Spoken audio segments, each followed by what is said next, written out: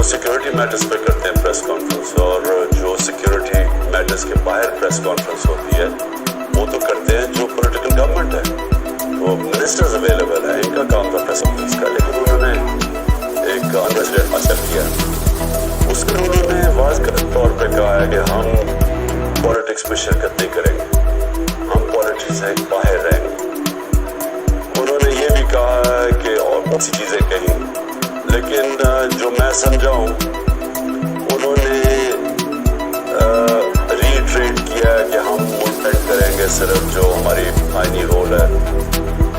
لیکن مایوس تو ہم بھی ہیں, کیونکہ جو آج تک کیا ہوتا رہا پاکستان میں, پولیٹیکل گورنمنٹس آتی تھی وہ فیل ہوتی تھی, ملٹری گورنمنٹ آتی تھی لوگ مٹھائیاں بانٹتے تھے, پھر بھی پولیٹکس کرپٹ ہیں یا وہ ٹھیک نہیں یا وہ ڈسکوالٹی نہیں. تو جب فوج آتی تھی لوگ سمجھتے تھے ڈسپلن آ جائے گا اور لوگ اس کو سیلیبریٹ کرتے تھے. تو یہ ایوب خان کے مارشل لاء میں بھی ہوا, ضیاء الحق کے مارشل لاء میں ڈیوائڈ ہو, آدھی پیپلز پارٹی کے ساتھ تھے اور آدھے پھر ضیاء الحق کے جس کو جنرل مشرف ہے مٹھائیاں بانٹی, کیونکہ لوکل تھے. یہ دو مین پاکستان کرپشن تھی, دو دفعہ گورنمنٹس کرپشن میں نکالی گئی, دونوں گورنمنٹس.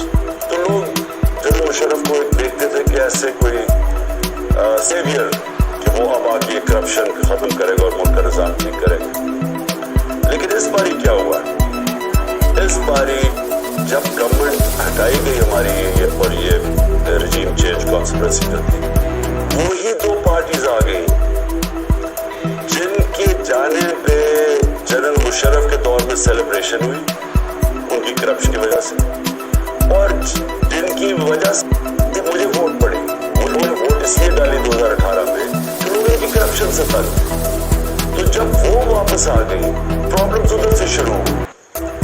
اب تاثر یہ ہے کہ جناب جو اسٹیبلشمنٹ ہے وہ ان کے ساتھ ہے, جو ان کے ساتھ اٹیچ ہوتا ہے لوگ سارے ان کو برا بھلا کہیں گے, کیونکہ لوگ ان کو چھوڑے, ان کے انہوں نے جو آپس میں ایک دوسرے کے خلاف کرپشن کے الزامات لگائے ہوئے ہیں 30 سالوں سے, وہ ساری قوم کو یاد ہے.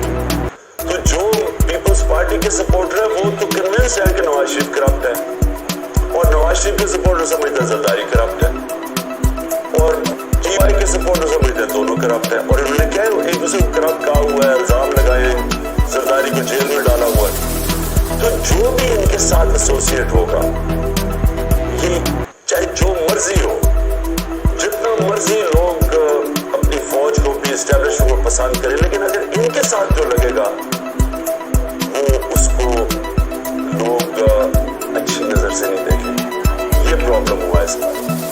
ہماری پارٹی کو تو بڑا فائدہ ہوا ہے, جب یہ سارے اکٹھے ہو گئے لوگوں نے تو ہمیں اور سپورٹ کیا, اور جب لوگوں کو یہ بھی پتا چل گیا وہ جو سائفر وہ تو اب خود ہی گورنمنٹ سامنے لے آئی ہے.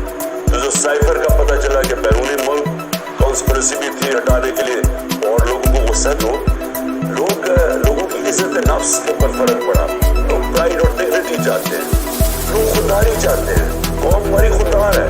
تو ایک وہ ریئیکٹ کیا, اور ایک ان کے سارے جو کرپٹ لوگ اکٹھے ہو گئے, اور پھر انہوں نے اپنے کرپشن کیسز ختم کرنے شروع کر دیے, اور قوم کی معیشت تباہ کر دی, اکانومی نیچے چلی گئی.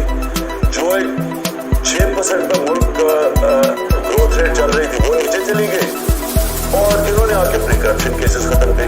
تو ان کے اگینسٹ نفرت ہے قوم, وہ ریفلیکٹ ہوئی. جو بائی الیکشنز آئے انہوں نے پوری کوشش کی, الیکشن کمیشن جو بالکل ان کے ساتھ ایک ان کا حصہ ہے, اس نے مل کے ان کے ساتھ سازش کی, اس کے باوجود ہار گئے.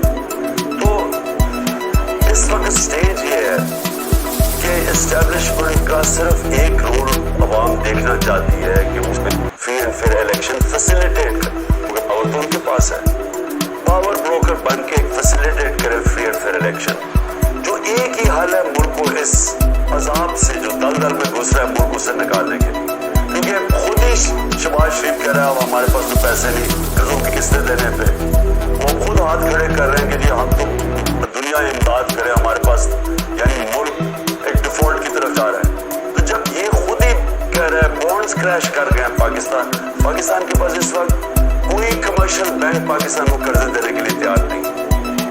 تو اس وقت ایک کرائسس سچویشن ہے, اس سے نکلنے کے لیے ایکسپیکٹ کرتے ہیں کہ جو اسٹیبلشمنٹ ہے فری اینڈ فیئر الیکشن